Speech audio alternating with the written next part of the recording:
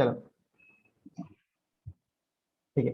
तो solubility actually होता क्या है, ठीक है, सॉल्युबिलिटी ऑफ अ सब्सटेंस, जो भी चीज हम डिसॉल्व कर रहे हैं, जो चीज डिसॉल्व हो जा रही है, तो of a substance is at maximum amount that can be dissolved in a specific amount of solvent।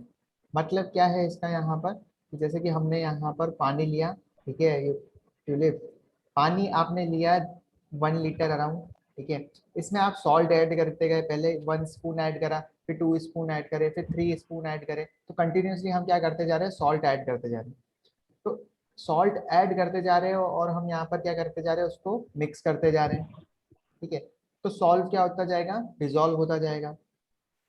यहाँ पर मतलब कि क्या होगा, एक पॉइंट ऐसा आएगा कि आपने यहाँ पर 1 स्पून डाला, 2 स्पून डाला, 3 स्पून डाला, 4 स्पून डाला, एक पॉइंट बाद क्या होगा कि ये जो आपका सिंपली सॉल्ट है वो वाटर के अंदर डिसॉल्व होना बंद हो जाएगा, ठीक है, क्योंकि वो जो सॉल्यूशन है अब सैचुरेटेड हो गया है, अब वो उससे ज्यादा अमाउंट अपने अंदर डिसॉल्व नहीं कर सकता है सिंपली।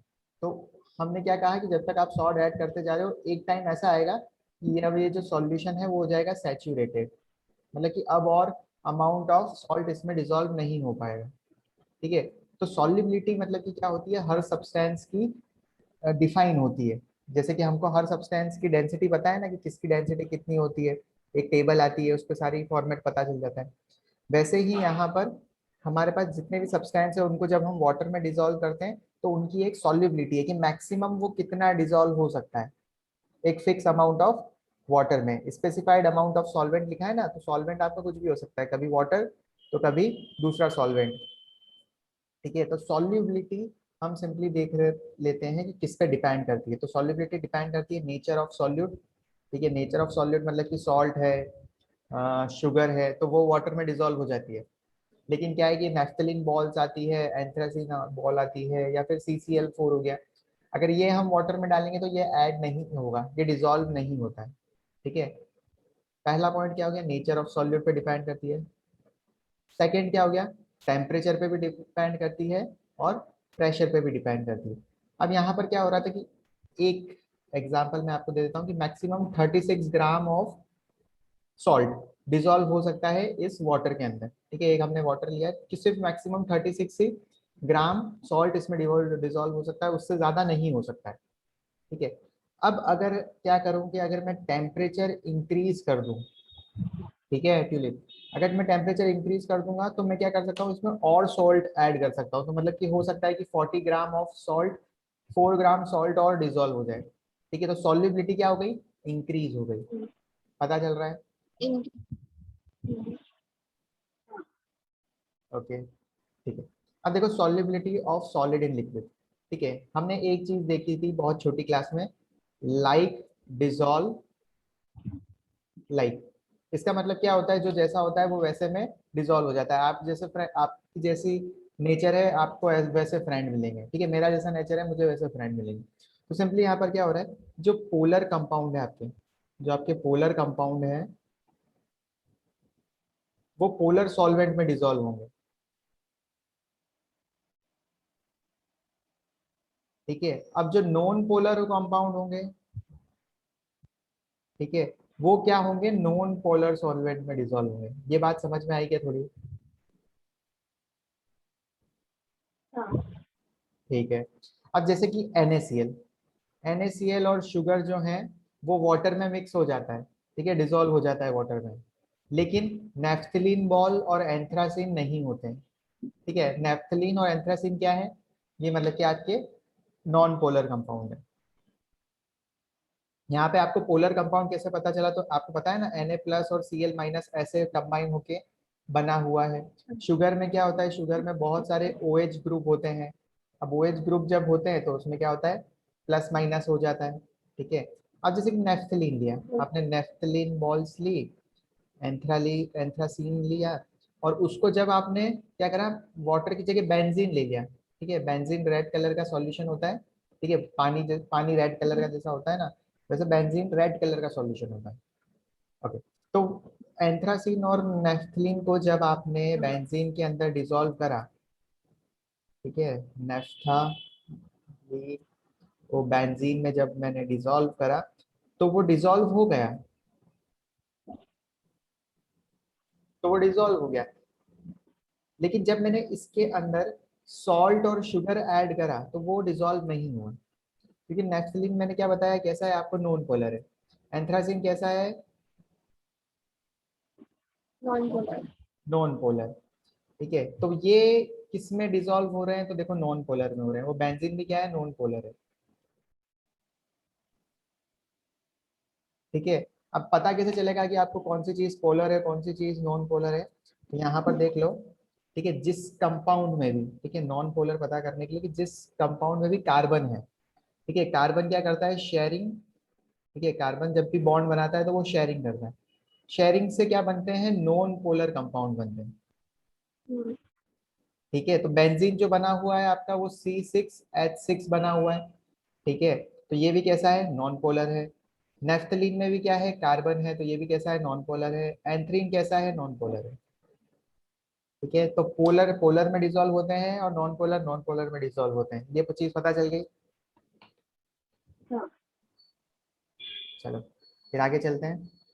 देखो कुछ टर्म्स हैं, डिसोल्यूशन सिंपली क्या होता है, डिसोल्यूशन की जब भी हम बात कर लेते हैं तो ये सॉल्यूशन ही है।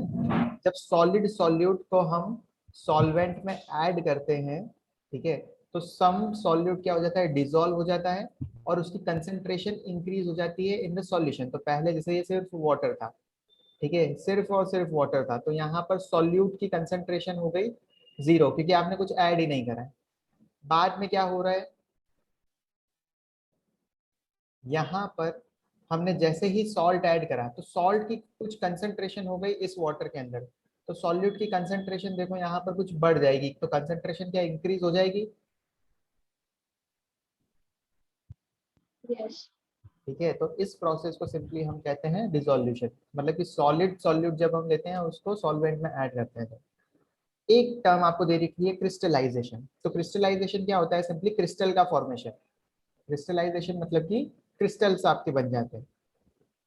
ठीक है, जैसे कि आपने देखा होगा जो शुगर होती है, ठीक है, वो कैसे बनती है पता है, तो आपका होता है शुगर कैन का जूस होता है। हाँ। ठीक है, उसको हम क्या करते हैं, या तो आप उसको बॉईल कर दो, ठीक है, तो इसके अंदर जितना भी वाटर है ना वो क्या हो जाएगा, इवेपोरेट हो जाएगा, तो आपको मतलब कि सिंपली क्या मिलेगा, शुगर। ठीक है, अदरवाइज हम क्या करते हैं कि हम इस शुगर केन वाटर को रोटेट करते हैं, मतलब कि जैसे मिक्सर विक्सर में बहुत तेज, मतलब कि इसको क्रिस्टलाइज करते हैं। तो इसमें से क्या होता है कि वाटर अलग सेपरेट हो जाता है और आपकी शुगर के क्रिस्टल्स अलग हो जाते हैं। ठीक है, जैसे कि एक ग्रीन कलर का होता है आपका, राइट, शुगर केन का सॉल्यूशन होता है ग्रीन कलर का, लेकिन हमें पता है शुगर तो व्हाइट कलर की होती है, राइट। तो हम यहाँ पर क्या करते हैं, डी कलराइजेशन भी करते हैं बीच में with the help of charcoal. तो चारकोल लेते हैं तो ये कलर चेंज हो जाता है। ठीक है, तो क्रिस्टलाइजेशन क्या होता है, simply the process of formation of crystals. अब देखो यहाँ पर डेफिनेशन में क्या दे रखा है, वो चीज देखते हैं। Some solute particles in solution colloid with the solid solute. ठीक है, तो मतलब ये क्या करते हैं आपस में, सॉल्यूट के पार्टिकल हैं जो सॉल्यूशन में है वो कोलॉइड करते हैं, एक दूसरे से टकराते हैं। ठीक है, और फिर क्या हो जाता है, ये सेपरेट आउट हो जाते हैं। ठीक है, ये अलग हो जाते हैं, क्रिस्टल्स की फॉर्म में बन जाते हैं। तो this process is known as crystallization. ठीक है, सिंपल सी बात है कि फॉर्मेशन ऑफ क्रिस्टल्स अगर हो जाए तो हम उसको बोलेंगे क्रिस्टलाइजेशन। ओके, अब देखते हैं हम सैचुरेटेड सॉल्यूशन। अब आप क्या कर रहे हो, कोई आप कुछ भी एक सब्सटेंस ले रहे हो उसको डिसॉल्व कर रहे हो। मैंने आपको बताया वो एक अमाउंट तक ही क्या होगा, डिसॉल्व होगा, उसकी एक क्वांटिटी ही कुछ क्या होगी उसके अंदर डिसॉल्व होगी। जब हम क्या कर रहे हैं, no more amount of solute, मतलब कि अब आप और सॉल्यूट डाल रहे हो लेकिन वो डिसॉल्व नहीं हो रहा है, वो नीचे आके यहाँ पर बैठ जा रहा है। ठीक है, नीचे बॉटम पे आके वो सेटल हो रहा है, वो डिसॉल्व नहीं हो रहा है। ठीक है, at keeping temperature and pressure as constant. ठीक है, टेम्परेचर और प्रेशर को कांस्टेंट कर रखा है, तो हम कहेंगे कि ये जो सॉल्यूशन है वो सैचुरेटेड हो चुका है। ठीक है, और अब वो क्या है, और सॉल्यूट को अपने अंदर ऐड नहीं कर सकता है, तो ये हो जाएगा सिंपली आपका सैचुरेटेड सॉल्यूशन। तो such a solution in which no more amount of solute can be added or can be dissolved, ठीक है, at that temperature and pressure। ठीक है, क्योंकि हमको पता है कि टेम्परेचर और प्रेशर अगर चेंज करोगे तो क्या हो जाएगा, सॉल्युबिलिटी इंक्रीज भी हो सकती है डिक्रीज भी हो सकती है। चलो आगे चलते हैं। तो सॉल्युबिलिटी होता क्या है, अब आपको डेफिनेशन मिल गई है, concentration of solute in a saturated solution. ठीक है, सैचुरेटेड सॉल्यूशन में जब बन जाता है तो वो जो कंसंट्रेशन होती है सॉल्यूट की इज योर सॉल्युबिलिटी। ठीक है, अब जैसे कि एक चीज मैं आपको बता देता हूँ।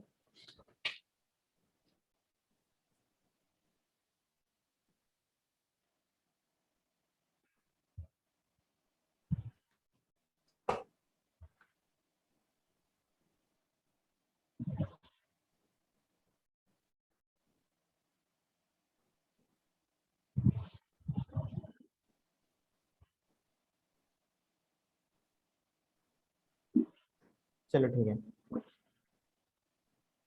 अ, मैं कुछ बता रहा था आपको कि 36 ग्राम मैक्सिमम सॉल्युबिलिटी रहती है कॉमन सॉल्ट की। ठीक है, इन 100 ग्राम ऑफ वाटर में। तो मतलब कि आप 36 ग्राम ही सॉल्ट ऐड कर सकते हो 100 ग्राम वाटर जब आपने लिया है तो। ठीक है, तो मतलब मैक्सिमम कितना डिसॉल्व हो रहा है, 36 ग्राम।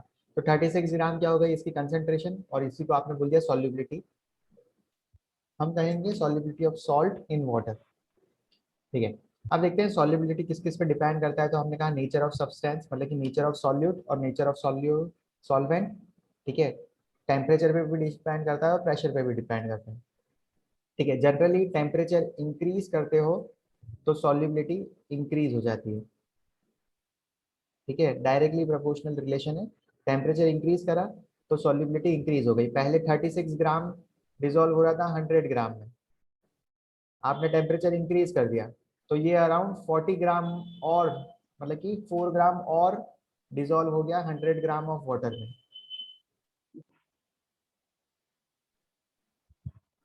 ठीक है, सेम लाइक प्रेशर, अगर प्रेशर इंक्रीज करोगे तो भी क्या होता है, सॉल्युबिलिटी इंक्रीज हो जाती है जनरली। और इसका अपोजिट अगर करोगे कि प्रेशर डिक्रीज कर रहे हो तो सॉल्युबिलिटी डिक्रीज हो जाएगी। डिक्रीज हो गया।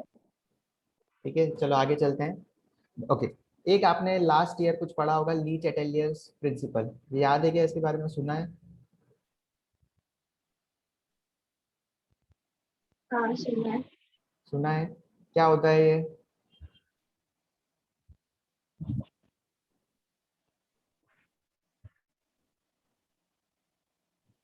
इसमें टेम्परेचर और उन सब चीजों से जो रिएक्टेंट्स और प्रोडक्ट्स होते हैं वो डिपेंड करते हैं उस पर। ओके, ठीक है, मतलब कि यहाँ पर क्या था कि इक्विलिब्रियम। मोल्स पे और उस पर। ओके ठीक है, तो हम देख लेते हैं कुछ, जैसे कि यहाँ पर A प्लस बी कुछ रिएक्शन हो रही है। ठीक है, और यहाँ पर अगर इक्विलिब्रियम बन रहा है, इक्विलिब्रियम सेटलमेंट हो रहा है। इक्विलिब्रियम पता है ना, एक ऐसी कंडीशन जहाँ पर रेट ऑफ फॉरवर्ड रिएक्शन और रेट ऑफ बैकवर्ड रिएक्शन क्या हो जाती है, दोनों बराबर हो जाती है। ठीक है, वो होता है इक्विलिब्रियम। इक्वल।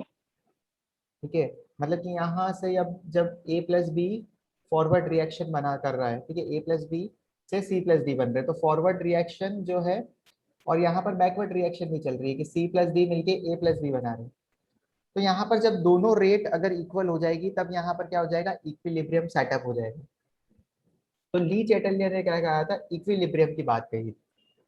ठीक है, कि अगर इक्विलिब्रियम को अगर डिस्टर्ब करोगे, ठीक है, अगर जैसे कि हम इक्विलिब्रियम को यहाँ पर डिस्टर्ब कैसे कर सकते हैं कि यहाँ से हम क्या करें, डी को हम हटा लें। ठीक है, डी को हमने रिमूव करा। ठीक है, जैसे कि यहाँ पर आपने क्या करा, डी सब्सटेंस को रिमूव कर दिया। तो ये रिएक्शन क्या करेगी, ये क्या करेगी, डी को और फॉर्म करेगी। क्योंकि आपने डी को रिमूव करा है, इक्विलिब्रियम डिस्टर्ब करा है, तो ये रिएक्शन ए प्लस बी क्या करेगी, और डी को प्रोड्यूस करेगी क्योंकि आपने रिमूव करा है।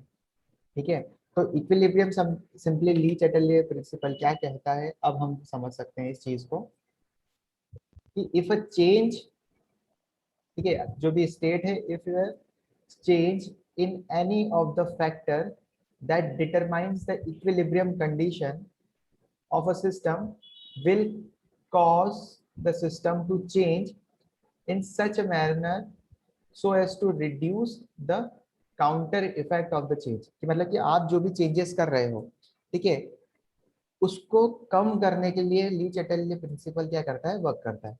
जैसे कि अभी हमने कंसेंट्रेशन कम कर दी थी, निकाल ली थी, तो वो क्या करता है, कंसेंट्रेशन बढ़ा देगा। ठीक है, तो सिंपल सी चीज है।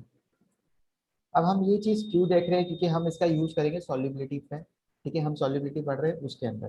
तो जैसे कि ए से बन रहा था आपका, चलो हम मान लेते सी बन रहा है। अगर मैं क्या करूं, ये इक्विलिब्रियम ले लेता हूँ। ठीक है, इक्विलिब्रियम में अगर मैं क्या करूँ, सी कम कर दूं, सी मैंने निकाल, सॉरी ए में निकाल लेता हूँ। ठीक है, तो आपको पता है कि ए से कुछ सी बन रहा है। ठीक है, तो सी से ए भी बन रहा है, राइट। ए आपने क्या कर लिया, निकाल लिया, ए रिमूव करा। अब ये इक्विलिब्रियम जो सेटअप है वो क्या करेगा, सी से ए बना देगा, क्योंकि ए आपने रिमूव करा है, तो सी क्या करेगा, ए को ऐड कर देगा, ए और बना देगा। तो सिंपली यही लीच चैटरली प्रिंसिपल है। ठीक है, इक्विलिब्रियम को अगर आप डिस्टर्ब करोगे, लीच चैटरली क्या बोलता है, इफ यू डिस्टर्ब इक्विलिब्रियम, ठीक है, तो सिस्टम क्या करेगा, it will behave in such a manner to reduce the change. ठीक है, आपने जो चेंज करा है उसको वो रिड्यूस करेगा। सिंपल सी बात कही है उसने। ठीक है,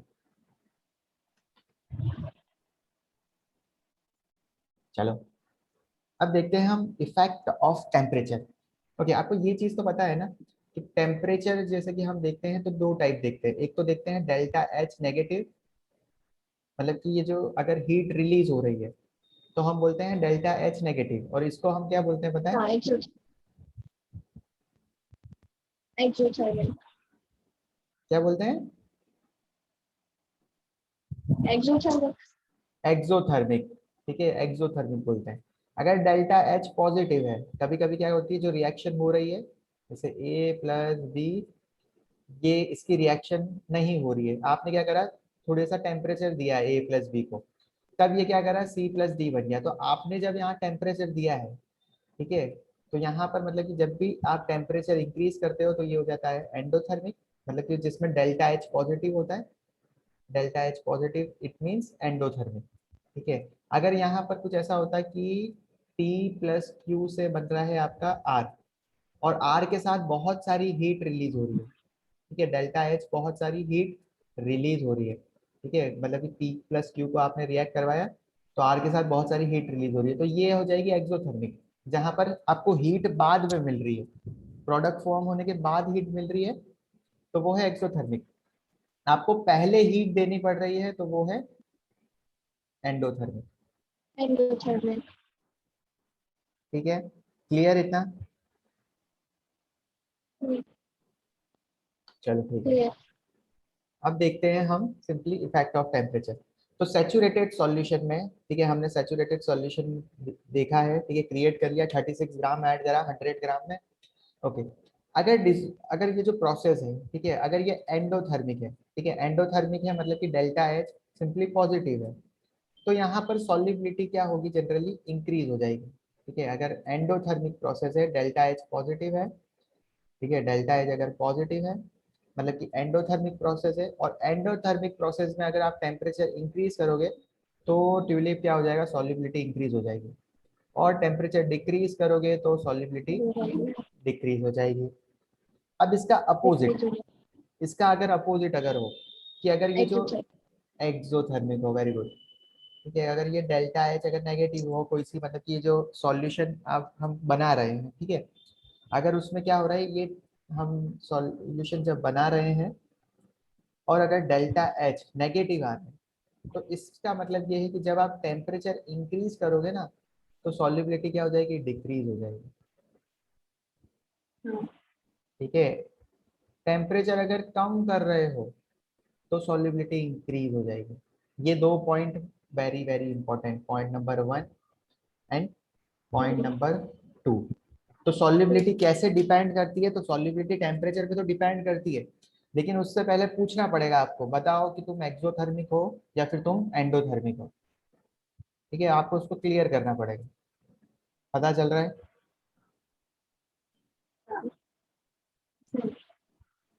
ठीक है, इफेक्ट ऑफ प्रेशर, चलो इसको हम आगे देखेंगे। ओके, जरा ये आप इमेज देखो।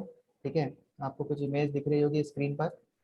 यहाँ पर जैसे कि क्या कर रखा है हमने, अब हम देख रहे हैं solubility of gas in a liquid.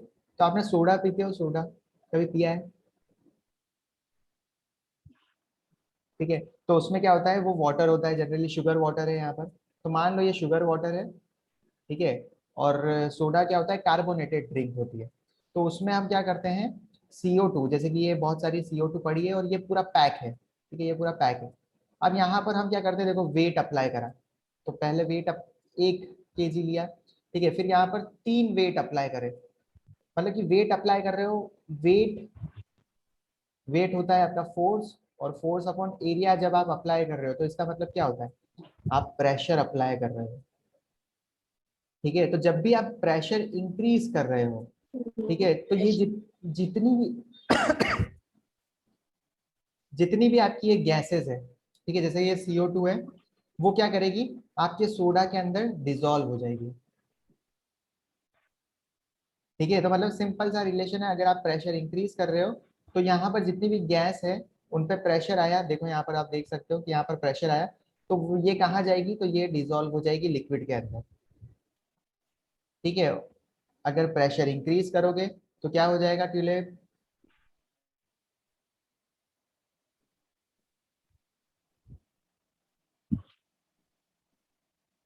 Solubility बढ़ेगी। सॉल्युबिलिटी बढ़ेगी। अगर आप प्रेशर डिक्रीज करोगे तो क्या होगा,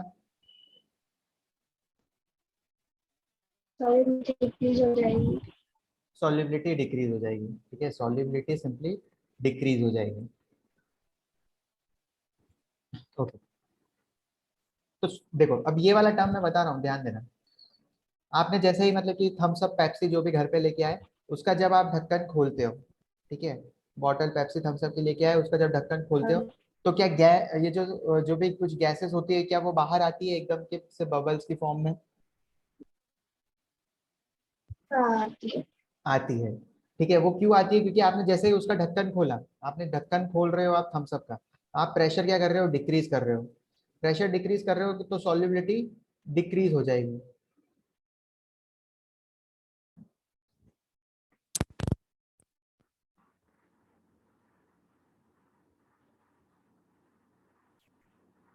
okay, are you there,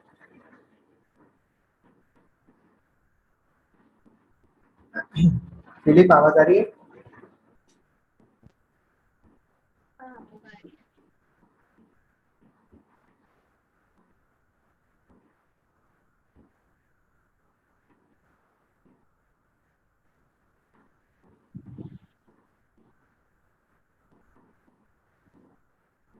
okay, network issue आ गया क्या, ओके फाइन। हाँ, थोड़ा सा मेरे एक है जी। सॉरी, आवाज आ रही है? हाँ, अभी क्लियर है। मैं नहीं दिख रहा हूँ, ठीक है, अब दिख रहा हूँ। तो जब भी आप क्या करते हो, थम्स अप खोलते हो, तो जो CO2 है जो कि डिसॉल्व है, वो क्या करती है, वापस बाहर निकल जाती है, मतलब कि उसकी सॉल्युबिलिटी डिक्रीज हो जाती है लिक्विड के अंदर। थोड़ा क्लियर हो रहा है ये चीज, हाँ, पूरा। पूरा हो रहा है, फिर ठीक है।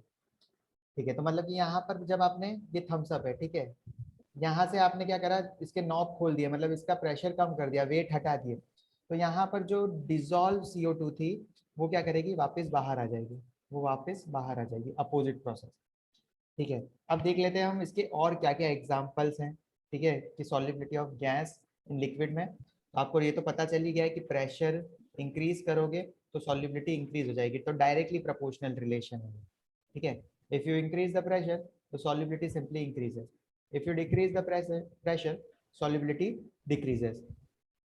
देखो कुछ एग्जांपल यहाँ पर बता रखे हैं कि ऑक्सीजन क्या होती है, सिंपली डिसॉल्व होती है to a small extent in water, ठीक है। मतलब कि जैसे कि जो भी आपकी फिश वगैरह है, वो भी क्या करती है, ऑक्सीजन इनहेल करती है थ्रू गिल्स, ठीक है।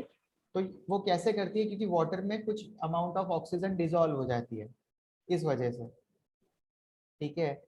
HCl जो है आपकी गैस, ठीक है, HCl जो गैस है, वो हाईली सॉल्युबल है वाटर के अंदर, HCl गैस, क्योंकि देखो आपको यहाँ पर ये भी चीज पता चलती जाएगी कि HCl जो है, ठीक है, ये पोलर है H प्लस और Cl माइनस, वाटर भी क्या है आपका polar H plus Cl H plus OH, ऐसे लिख सकते हैं ना हम इसको, H+Cl और H+OH, ठीक है। तो ये दोनों पोलर है, तो ये पोल दोनों आपस में क्या हो जाते हैं, डिसॉल्व हो जाती है।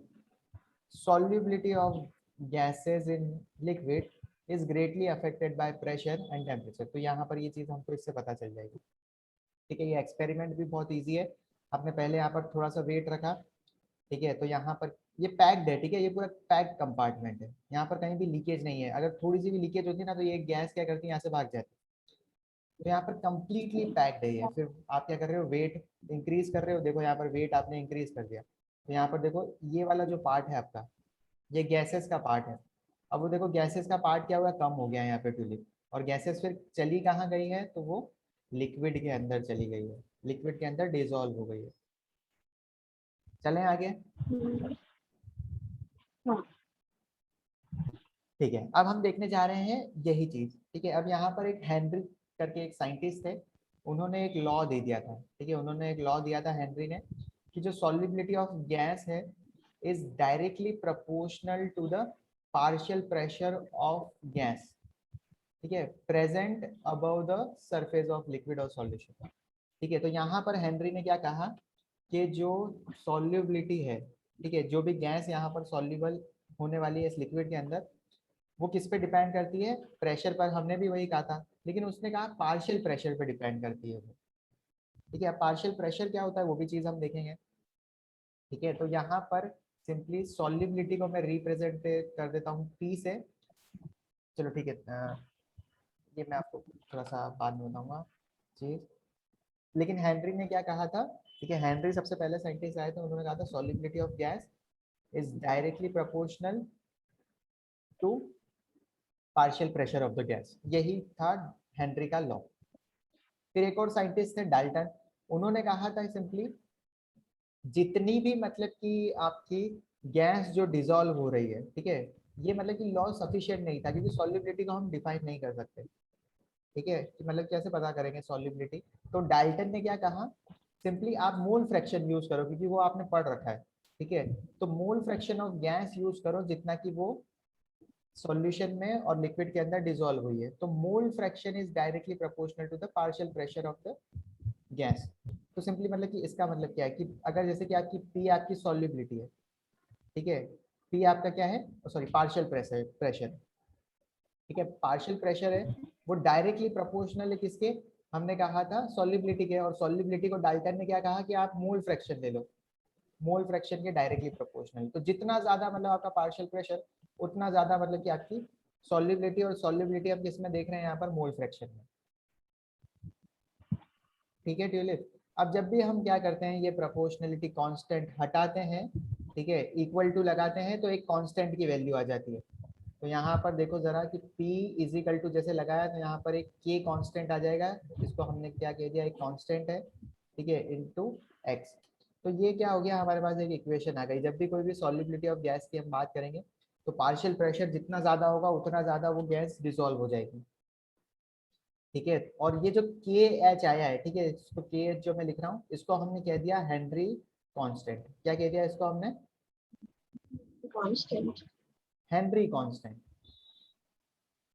ठीक है। हेनरी ने दिया था ना ये नियम, एक्चुअली ये लॉ हेनरी ने दिया था, तो ये के एच क्या हो गया, हेनरी। तो simply partial pressure is directly proportional to mole fraction, याद हो जाएगा ये।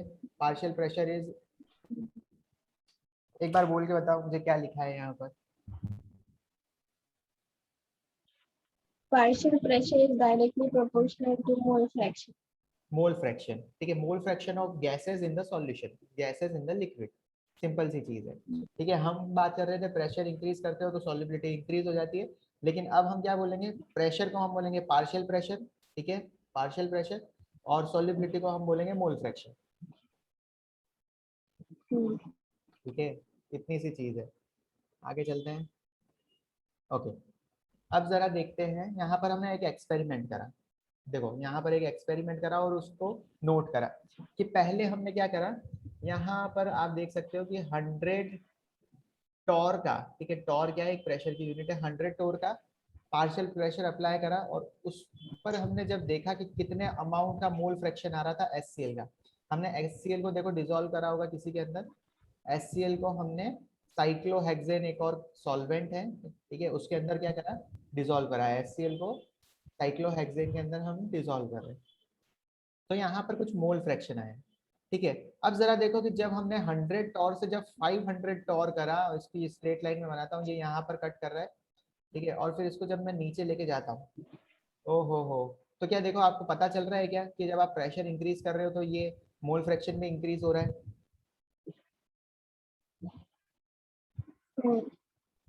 जब हमने और पार्शियल प्रेशर इंक्रीज करा, HCl गैस को और प्रेशर करा, तो यहाँ पर देखा, और देखो जब नीचे हम आके यहाँ पर कट करा, तो यहाँ पर देखो कि ये 0.01 था, ये 0.02 के आसपास हो गया, मतलब कि क्या हो गया, सिंपली आपका इंक्रीज हो गई, आपकी क्या इंक्रीज हो गई, सॉल्युबिलिटी इंक्रीज हो गई, और जिस सॉल्युबिलिटी को आपने क्या कहा है, मोल फ्रैक्शन,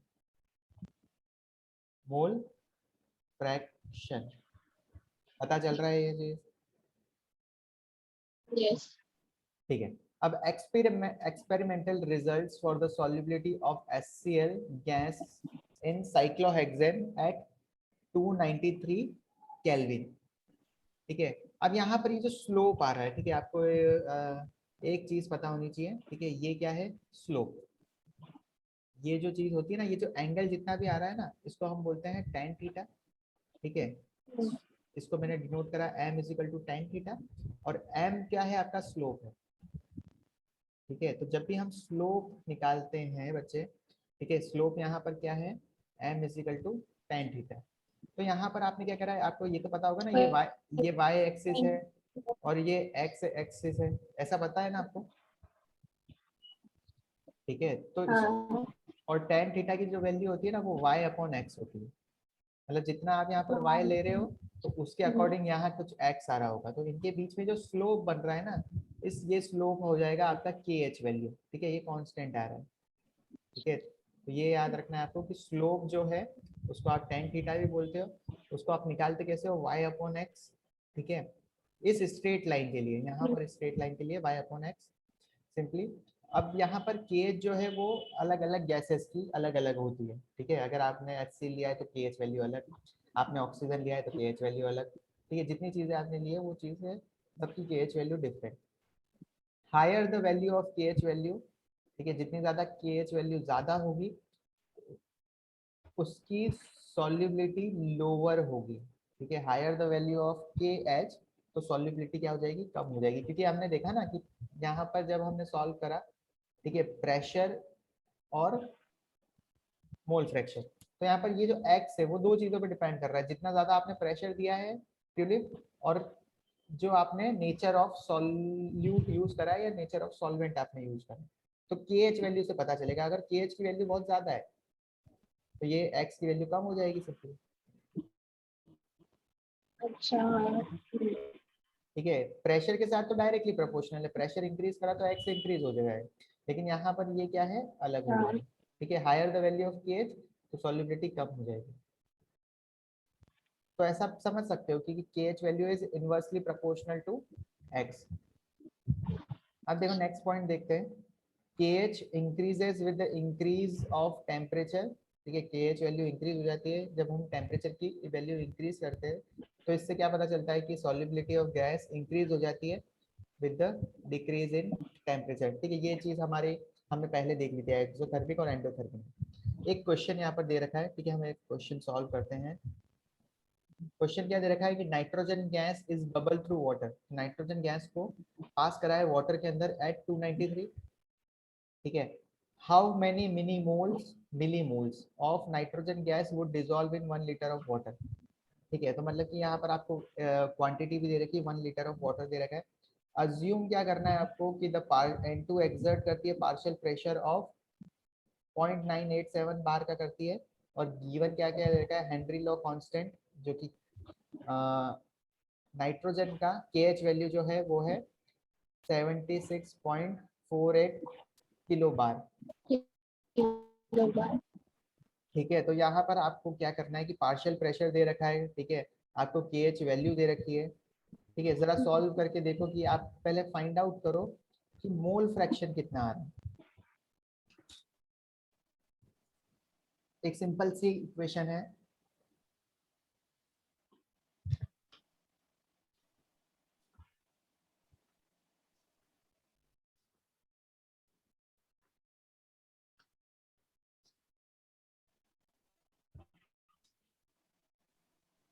987 divided by 76480. कितना आ रहा है? 987 987 divided by 76480.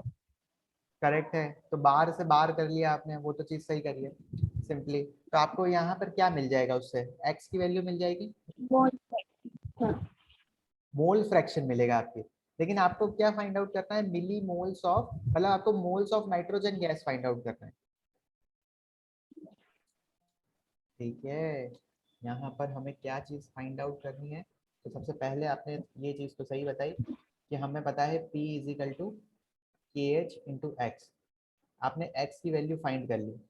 ठीक है, कैसे फाइंड करी, क्या थी वैल्यू, चलो मैं बता देता हूँ।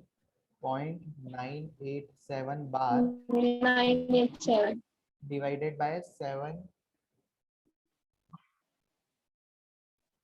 648. 76480 बार। इसको जब हम डिवाइड कर लेते हैं तो आपको एक मोल फ्रैक्शन मिल रहा है।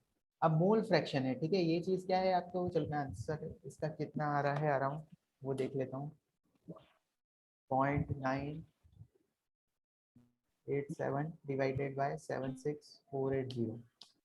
ओके, ये तो कुछ अराउंड आ रहा है ट्यूलिप, देखो 1.29 इंटू 10⁻⁻5 के अराउंड आ रहा है।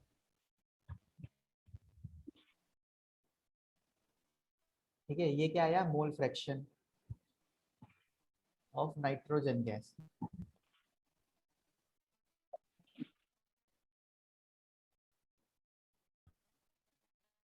यहाँ तक हो जाएगा, आगे चलें। हाँ, ठीक है, अब मोल फ्रैक्शन को हम इसको और तो सॉल्व करते ये हैं। किलो 10⁻³ था। हाँ बच्चे, यहाँ पे 10⁻³ था ना नीचे डिवाइड में।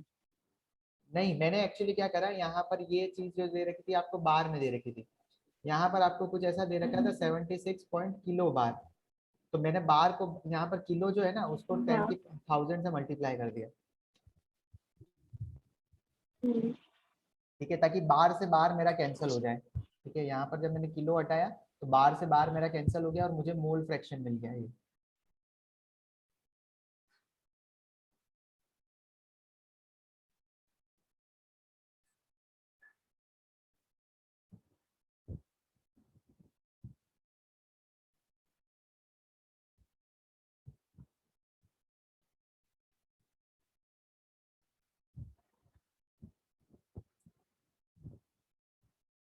अरे पता चला क्या?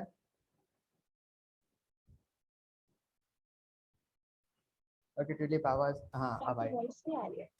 ओके ओके, मैं एक्चुअली कुछ बोल ही नहीं रहा था, आप दिख ही नहीं रहते तो फाइन। ठीक है, ये चीज पता चली, बार से बार कैंसिल, यहाँ पर मतलब कि क्या कर दिया, ये पॉइंट हटा दिया। चलो ठीक है, ओके। अब देखो ये जो चीज आई है मोल फ्रैक्शन आई है, मोल फ्रैक्शन हमने क्या कहा था, ये N2 के मोल्स थे। तो मोल फ्रैक्शन हम कैसे निकालते हैं, मोल्स N, ठीक है, मोल्स को हम N बोलते हैं, moles of N2 upon total number of moles. ठीक है, moles of N2 upon moles of N2 plus, और दूसरे मोल कौन सा है यहाँ पर, तो वाटर के मोल है। ऐसे ही करते हैं। चलो ठीक हाँ। है, ये एक्चुअली याद रखना थोड़ा डिफिकल्ट हो जाएगा। चलो ठीक है, मोल फ्रैक्शन जब भी आ जाए तो आपको ऐसा लिखना है कि moles of one upon moles of total number of moles. तो टोटल नंबर ऑफ मोल्स यहाँ पर दो कंपोनेंट है, तो N1 upon N1 plus L2। ठीक है, ये चीज कर दी।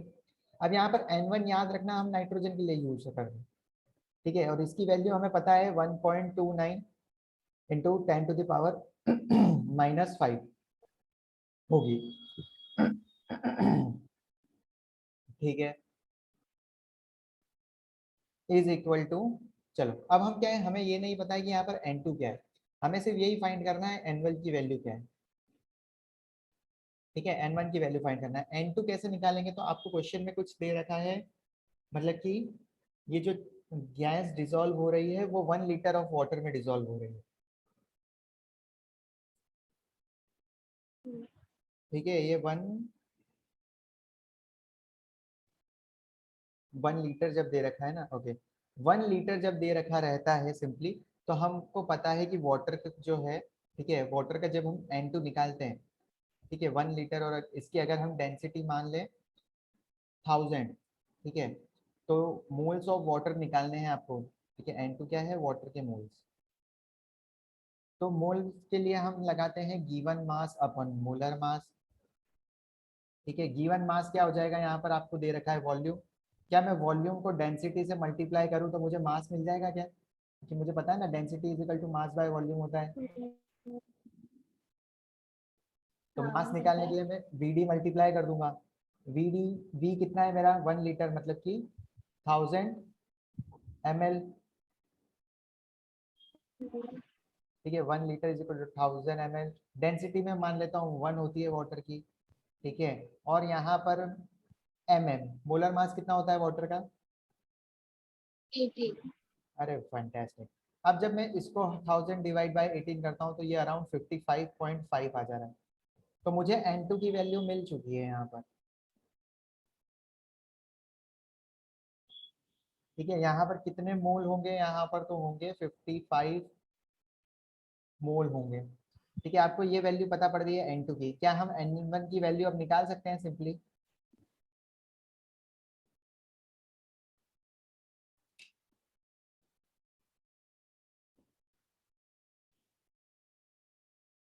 ये कैसे हुआ? क्या चीज बेटा, ये 2 आ गया उसकी वैल्यू N1 की। ये वाली वैल्यू, नहीं, अभी आपने सर्कल करके था ना, N1 इज इक्वल्स टू। अरे 2 नहीं, मैं कह रहा हूँ कि N1 की वैल्यू अब आप फाइंड कर सकते हो, क्वेश्चन मार्क, ठीक है। आपको N2 की वैल्यू पता चल गई है, सिर्फ N1 ही नहीं पता है, और यहाँ पर एक इक्वेशन दे रखी है। तो आप करो क्या करो, N1 सिंपली क्या करो, उधर ले जाओ, ठीक है। हम कैसे सॉल्व करते हैं इसको, हम इसको क्या करते हैं, चलो सॉल्व कर ही लेते हैं।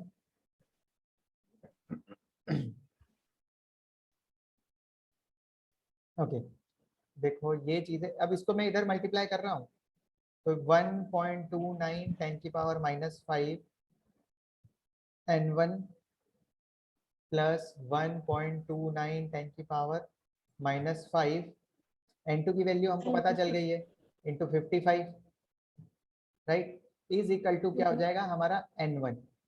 तो ये आ गया हमारा N1 ट्यूलिप, यहाँ पर N1 है ना इक्वल टू में ऊपर, वो हो जाएगा।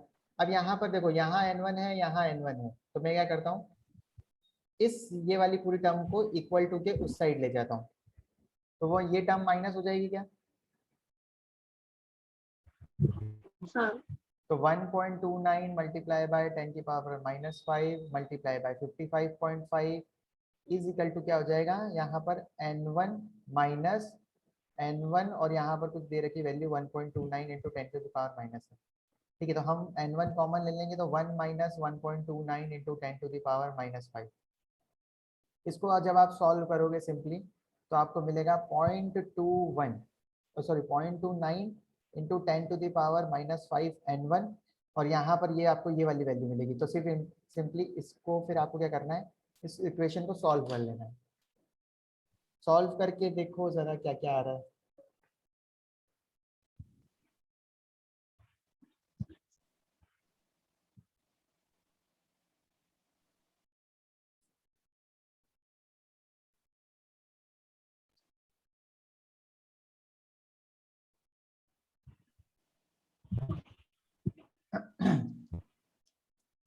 आप एक और काम भी कर सकते थे एक्चुअली,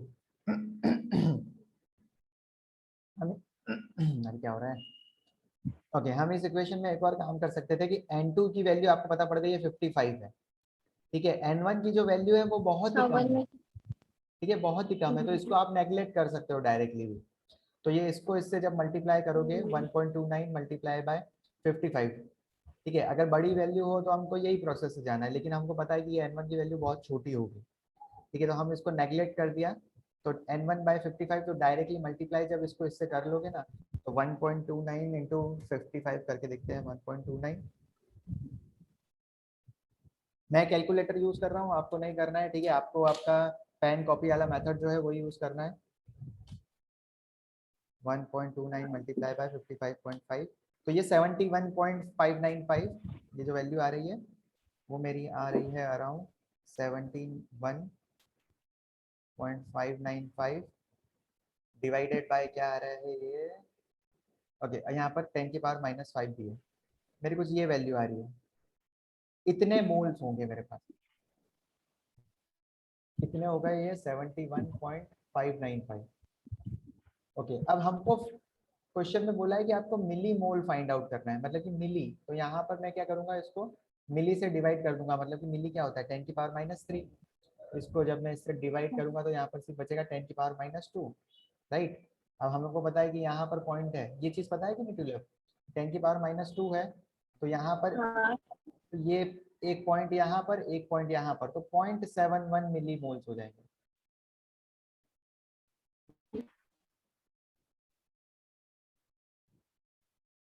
मैं पता चला क्या, हाँ चलो। ठीक है। ये आप क्वेश्चन बुक में भी देखना, ठीक है, आपको चीजें अच्छी लगेगी। और कुछ क्वेश्चन दे रखे हैं क्या, चलो नहीं दे रखे हैं, आगे देखते हैं, आगे चलें। यस।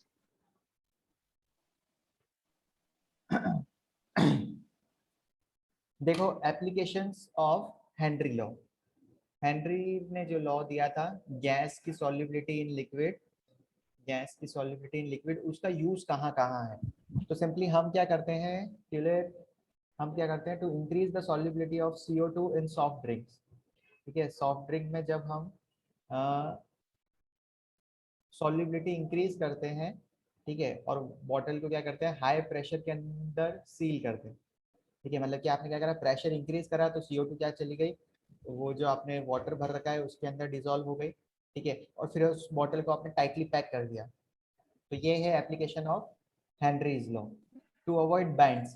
तो ठीक है, बैंड्स मतलब कि क्या होता है कि स्कूबा डाइवर्स होते हैं, जो ये क्या करते हैं पानी के बहुत सी में क्या करते हैं बहुत अंदर तक जाते हैं, मछली वछलियाँ देखने जाते हैं, जिंदगी ना मिलेगी दोबारा में, देखा होगा आपने कि ऋतिक रोशन और ये सब जाते हैं, तो वो क्या करते हैं एक बैग लेके जाते हैं अपने पास ऑक्सीजन सिलेंडर का, क्योंकि पानी के अंदर क्या है बहुत कम ऑक्सीजन डिजोल्व है और हम नहीं, हमें बहुत ज्यादा अमाउंट ऑफ ऑक्सीजन चाहिए, ठीक है, तो उसको हम क्या करते हैं टू अवॉइड बैंड्स, क्या होता है जनरली स्कूबा ड्राइवर हमने एयर ली है उसमें, ठीक है, वो जो टैंक है हमारे पास उसमें हीलियम है, नाइट्रोजन है और ऑक्सीजन है,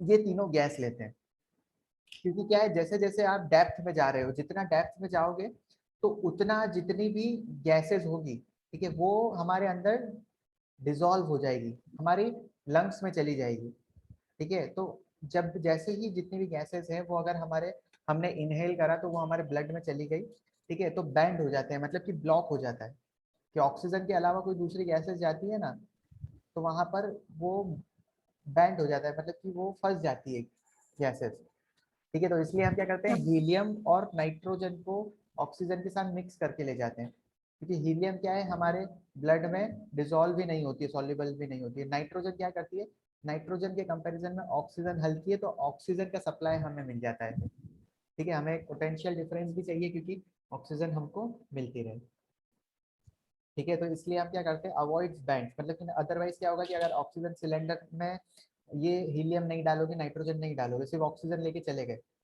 ठीक है, तो आप जैसे ही नीचे जाओगे ना तो ऑक्सीजन एक टाइम बाद क्या हो जाएगी आपको कम होने लग जाएगी, ठीक है, और आपको बैंड हो जाएगा, मतलब कि आपकी जो नसें हैं वो ब्लॉक हो जाएगी, क्योंकि आपको वहां पर ऑक्सीजन नहीं मिल पाएगी बहुत टाइम तक, और फिर मतलब बैंड हो गए तो फिर आप मतलब कि चांसेस ऑफ डेथ,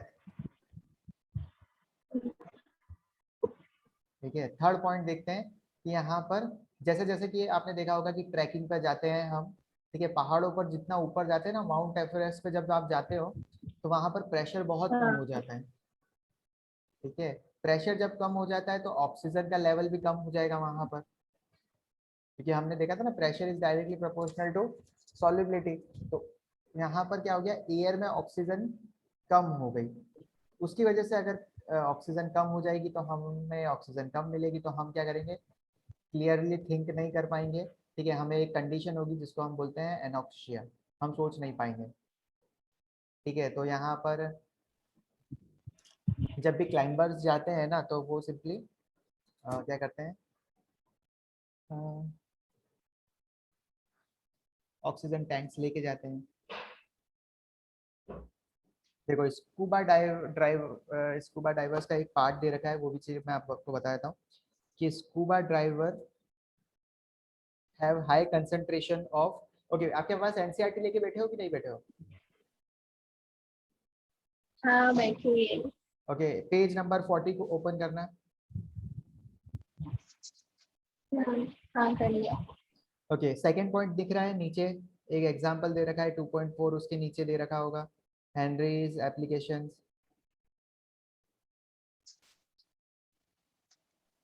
ठीक है, हाँ एक बार उसको रीड आउट करो।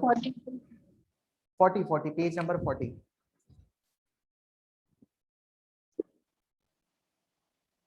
Scuba divers must cope with high concentrations of dissolved gases while breathing air at high pressure underwater.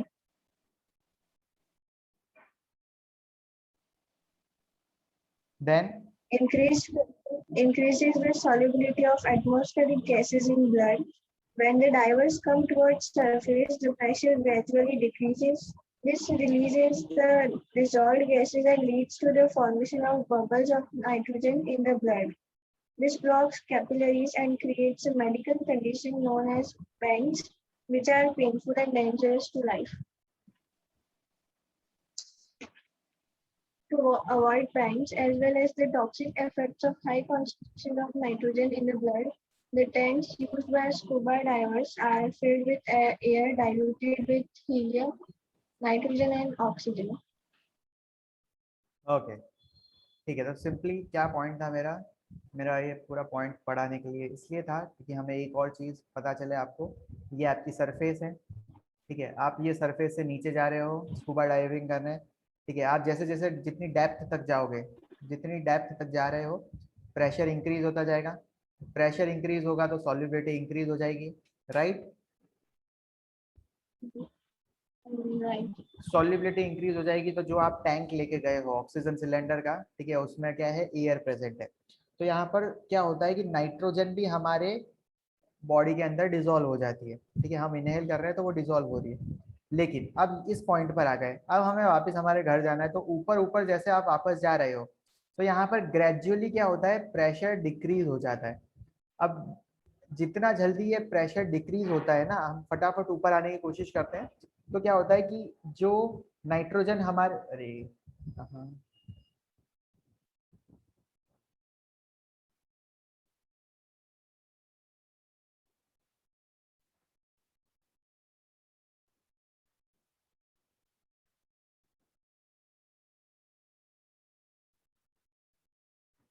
Okay, आ गए क्या?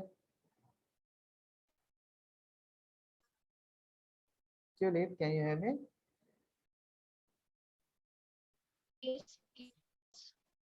चलो, ओके। ओके, तो जैसे जैसे आप ऊपर आओगे तो एकदम से क्या होगा, जो नाइट्रोजन डिजोल्व है आपके ब्लड के अंदर, ठीक है, वो बाहर आती है। ठीक है, और बाहर जैसे ही वो निकलती है तो वो बबल्स की फॉर्म में, जो ये आपकी ब्लड फ्लो होती है जिस वेन के अंदर, तो वहां पर नाइट्रोजन बबल्स की फॉर्म में ऐसा अटक जाती है। ठीक है, और वो ना तो ये ब्लड को आगे जाने देती है ना पीछे आने देती है। तो इसकी वजह से हमें क्या हो जाता है, बैंड लाइक सिचुएशन क्रिएट हो जाती है। इस सिचुएशन को हम बोलते हैं बैंड। बैंड मतलब कि नाइट्रोजन ब्लॉक कर देती है हमारी ब्लड वेसल्स को। आप एक और बार रीड करके देखो, समझ आ रहा है क्या वो पैराग्राफ?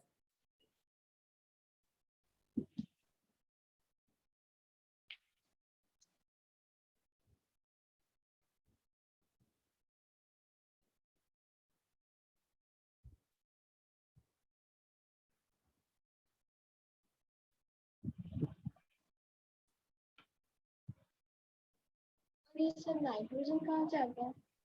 नाइट्रोजन हम जो एक्चुअली लेके जाते हैं ना सिलेंडर, उसमें हम एयर लेके जाते हैं। अब एयर में नाइट्रोजन भी होती है, बहुत सारी गैसेस होती है। तो ये सारी जितनी भी गैसेस आप लेके जाते हो वो डिजोल्व हो जाती है। ठीक है, क्योंकि हम उसको इनहेल कर रहे हैं, तो जितने प्रेशर पे जाओगे तो वो क्या हो जाएगी, सॉल्युबिलिटी इंक्रीज हो जाएगी हमारे अंदर। फिर जैसे ही एकदम से ऊपर आ रहे हो तो क्या हो जाएगा, एकदम से जितनी भी डिजोल्व गैसेस है वो वापस से बाहर निकल जाएगी। जैसे कि ये सोडा में होता है कि जैसे ही आप सोडा की बोतल खोलते हो वो एकदम से क्या करती है, CO2 वापस बाहर आ जाती है। उतनी फास्ट ही मतलब कि क्या होता है, हम ऊपर आते हैं तो वो डिजोल्व गैसेस रिलीज होती है। और जब भी वो रिलीज होती है तो हमें क्या होता है, नाइट्रोजन बबल की फॉर्म में हमारी ब्लड वेसल्स में कहीं अटक जाता है, हमारे ब्लड को आगे जाने नहीं देता है, तो वो बैंड लाइक सिचुएशन है जो कि बहुत खतरनाक है। ठीक है, इसलिए हम क्या करते हैं, हीलियम गैस को ऐड करते हैं, क्योंकि हीलियम की गैस क्या करती है, जब आप हीलियम को भी ऐड कर देते हो सिंपली, तो हमें ये बैंड की जो सिचुएशन होती है वो अवॉइड हो जाती है।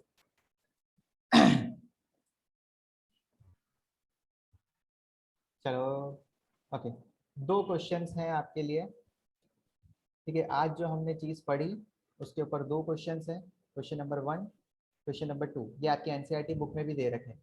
ठीक है, क्वेश्चन समझ लो, H2O गैस है, टॉक्सिक गैस है। ठीक है, इसकी स्मेल कैसी आती है, तो रोटन एग लाइक, सड़े हुए अंडे की तरह।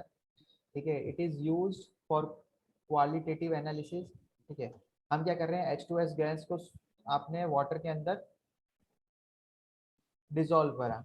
ठीक है, तो यहाँ पर देखो सॉल्युबिलिटी बता रखी है, यहाँ पर बता रखी है 0.195 M लिखा है, मतलब ये है आपकी मोलरिटी। कैपिटल M मैंने कहा था ना, मोलरिटी, स्मॉल m मतलब मोलरिटी। ठीक है, अब आपको यहाँ पर फाइंड करना है KH, Henry law constant KH। तो सिंपल सा एक ही फॉर्मूला आज हमने देखा है, ठीक है, पूरे टाइम में, partial pressure is directly proportional to the mole fraction. ठीक है, वो यूज करना है। फिर क्वेश्चन नंबर 2 है आपका, Henry law constant for CO2 in water. KH की वैल्यू कुछ दे रखी है। ठीक है, आपको फाइंड आउट करनी है quantity of CO2 in 500 ml। तो पहले आप फाइंड आउट करो, आपको कुछ प्रेशर दे रखा होगा, हाँ दे रखा है सर, यहाँ पर 2.5 ATM दे रखा है। ठीक है, 2.5 ATM। यहाँ पर आपको क्या दे रखा है, यहाँ पर आपको पास्कल दे रखा है, चलो ठीक है। ओके, यहाँ पर मतलब कि आपको दो चीजें दे रखी है, पार्शियल प्रेशर और हेनरी लॉ कांस्टेंट, तो उससे आपकी एक्स की वैल्यू निकल जाएगी, मोल फ्रैक्शन। मोल फ्रैक्शन से आपको मोल फाइंड करना पड़ेगा CO2 के, और CO2 के कितने में पूछा है, तो 500 ml ऑफ सोडा वाटर में पूछा है। ठीक है, एक हिंट देता जाता हूँ क्योंकि यहाँ पर ATM और प्रेशर है। ठीक है,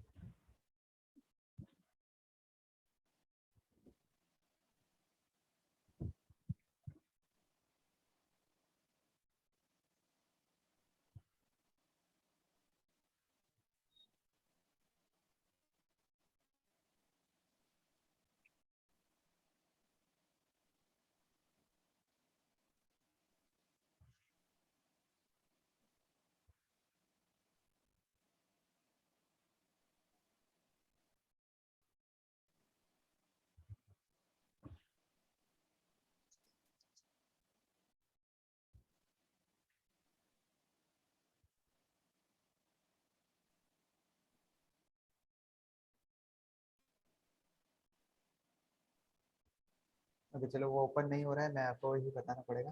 ठीक है, 1 ATM जो होता है ना, वो 101,325 पास्कल होता है। तो सेकंड क्वेश्चन में एक काम करना, ATM को पास्कल में कर लेना या फिर पास्कल को ATM में कर लेना, जो भी आपको इजी लगे। तो ताकि क्या हो आपका, जब आप यूज करोगे, partial pressure is equal to KH multiply by x. ठीक है, आपको एक्स फाइंड करना है, तो आप यूज करोगे P/KH। तो यहाँ पर ये चीज याद रखना कि ये दोनों की वैल्यू सेम होनी चाहिए, अगर यहाँ बार है तो यहाँ भी बार होना चाहिए, यहाँ पास्कल है तो यहाँ पर भी पास्कल होना चाहिए, यहाँ ATM है तो यहाँ पर भी ATM होना चाहिए।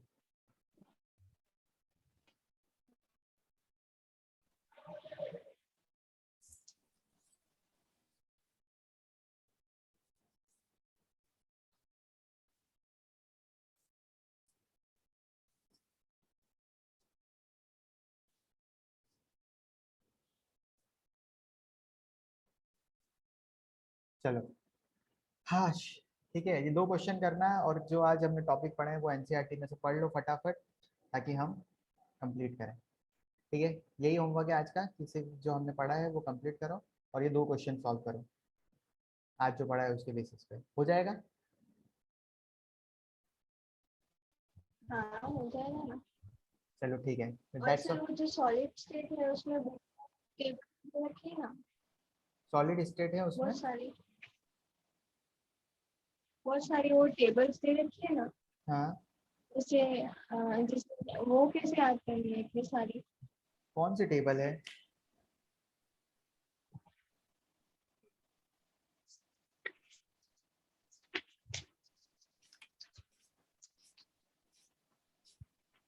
ये वाली list page number 10, page number वो 8। 17 यूनिक फाइल्स। अच्छा, जिसमें लिख रखा है क्रिस्टल सिस्टम, क्यूबिक, टेट्रागोनल, वो वाला 7 पैरामीटर्स। हाँ वो वाला।